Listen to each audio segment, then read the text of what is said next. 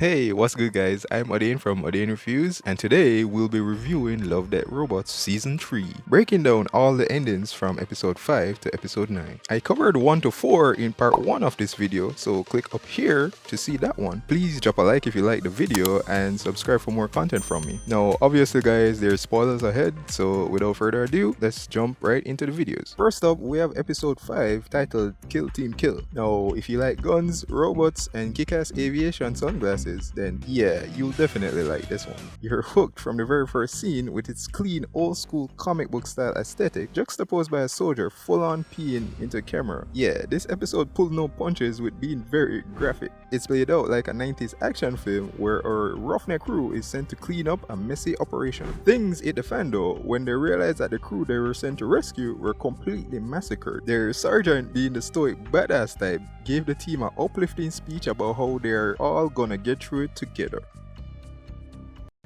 The show takes shots at over-the-top action movie speeches that always seem to raise the morale. Alright, now, the team is confronted with an unkillable cyborg honey badger. Now, I know it looks like a bear, but trust me on this one. The squad has a competition on who can drop the cheesiest one-liner before the badger rips straight through the squad. Now, the squad is then saved by this random soldier who tells them that the badger is actually a CIA weapon. He takes them back to the secret base, but they realize that the badger had gotten in. So, they had to go load up on some sunglasses and some guns too. The creature attacks again. This time though, the crew unloaded as many bullets as they possibly could. They do this despite the fact that bullets haven't worked up until now.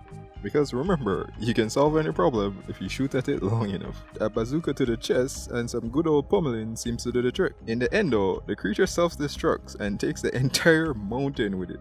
The premise is pretty straightforward for this episode, and it holds up a mirror to all the tropes you find in an action series in a very graphic and hilarious way. Unlike other episodes in this series, it ends in a way that's very decisive. Next up, we have the Swarm. We follow the cunning Dr. Afriel, who finesses his way to a far end of the galaxy to study an alien nest that is collectively called the Swarm. There, he meets a fellow human, Dr. Mirny, who has been living there. She explains that this huge swarm is divided up into numerous sub-races, each of which have their own role. They don't have individual thoughts, they just do what they were born to do.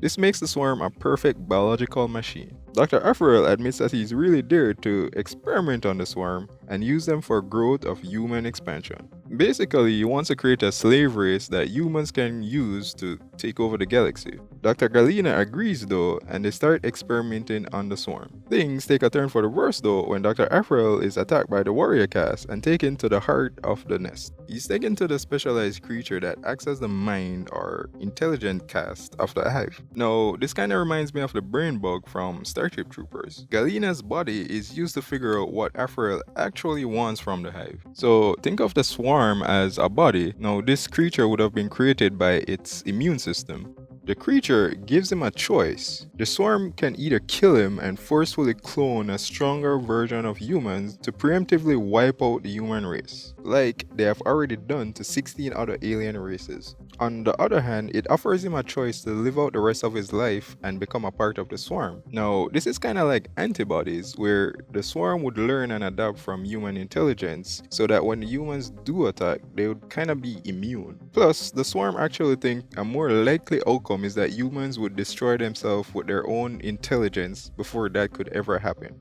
I think the episode raises a good point that humans are not like the swarm. We're definitely not symbiotic and we don't look out for each other. Dr. Afriel accepts the latter option and he argues that humans are better than that. Next up, we have Mason's Rats. Just like the Bad Traveling story, this is also based on work by Neil Asher, which in itself was based on Animal Farm by George Orwell, where the animals of the farm rose up to overthrow the farmer and establish their own government. Similarly, this episode starts with another uprising, this time on Mason's farm, as all the rats start to turn against the humans. This is where trap tech comes in high-tech weaponry to destroy the rats. So apparently, changes in the environment are seeing rats and other animals turn against humanity as a result. Now, this kinda ties back to the episode 3 Robot, and I wouldn't be surprised if the Trap Tech robots were the first to start the robot uprising. Now, the rats are more clever than Mason suspected though, and after thwarting the initial threat, the farmer brings in bigger guns. I think these scenes speak to our increasing dependencies on large corporations that sell us solutions to problems that they themselves probably created. Now, I love the little detail that the rats were smart enough not to destroy all the bots, but they kept one. Now, with this new version, the rats are completely slaughtered. I mean, like, overkill. Now, the Red Forces are still determined to try and stop the machines. We see they repurpose the bot from early on. Mason notices all the rats hanging on for dear life. So, with his shotgun in hand, he takes matters into his own hands. He saves the last of the rats' forces and destroys the machine and decides to form a peaceful coalition with the rats after all. Well, in Animal Farm, we see the animals manage to gain control from the farmer, only for the leaders to become the very evil they had despised. The ending to Mason's rats is quite the opposite, where the farmer actually sees the frail humanity in the rats. I think this ending is an allegory for society where we vilify others, but for one side to win, most time the other side loses. It's just a matter of being open to seeing both sides and being able to compromise. Next up, we have In Vaulted Halls Entombed. The original story for this one can be found in Alan Baxter's collection, Served Cold. This time, the story looks and feels like a video game playthrough where we see a squad scouting to go rescue some hostages. In the cave, they find a strange creature on the wall and a dead body on the floor. The only thing left are skeleton remains and blood. Now, some strange spider-like creatures descend, killing several members in a blink of an eye. The few survivors make it out of the tunnel into a large open area. The small spiders are now replaced by large insectoids that attack the 3 soldiers that remain.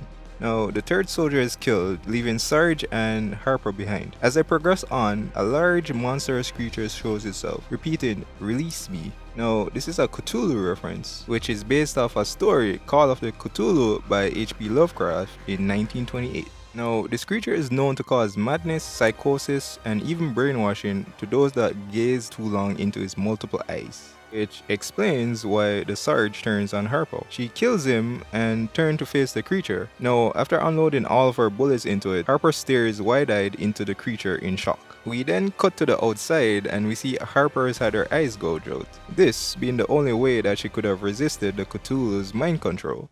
The last episode is titled Jibaro. This episode is an extremely stylistic work from the same director that brought The Witness in Season 1, Episode 3. Now, the camera work and effects in this episode are so outstanding, which had me wondering how they mixed in the real shots with the animation so well.